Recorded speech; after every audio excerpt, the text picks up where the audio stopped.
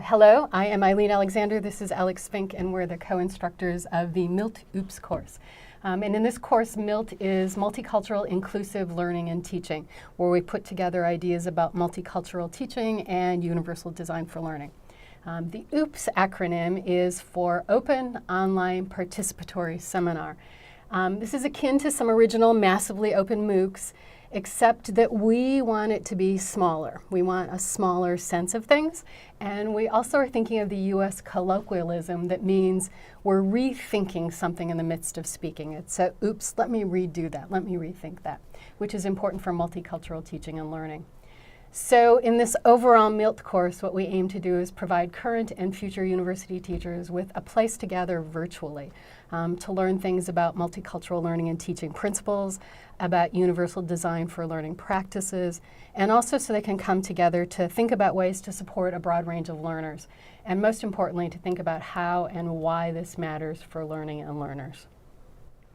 So a little bit more about who we are. I am Alex Fink, and I am a doctoral student at the University of Minnesota here.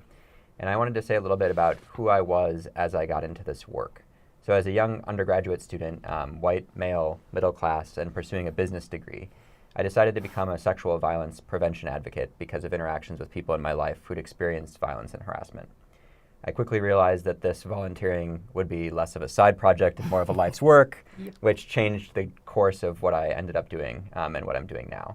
So as I've pursued this education here and a lot of informal education outside of the university, the learning that's become important to me has been opportunities to figure out how to live and work together differently.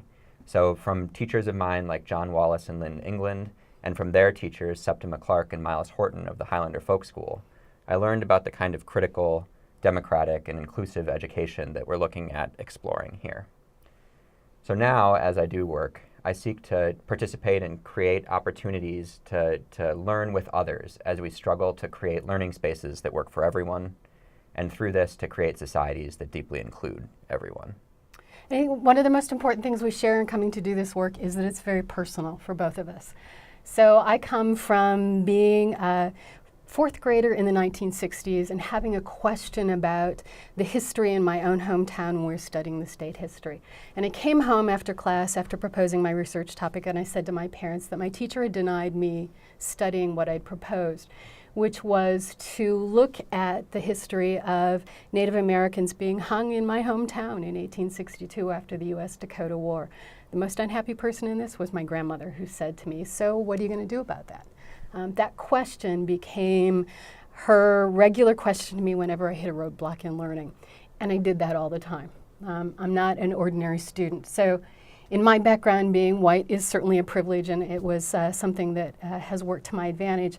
But I'm also working class. I come from a small town. I identify as a bisexual person. I have invisible disabilities. But I also love music and words and photography as a way of learning.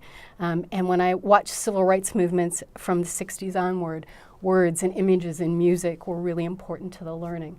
So I decided I would pursue both the question, what are you going to do about that, and the multicultural world I was exposed to when I got to PhD school.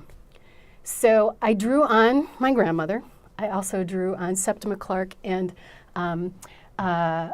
Carolyn Shrewsbury, who's in this picture, in order to think about things like, what's it mean to learn? What is it about cultural intersectionality? How do all the pieces of my life come together? And what do my students bring? That's really a lovely mix. And taking that, I came up with a core philosophy, which we, I think, draw on a lot in this course. And it's the idea that multicultural teaching and learning is everybody's everyday work, every day.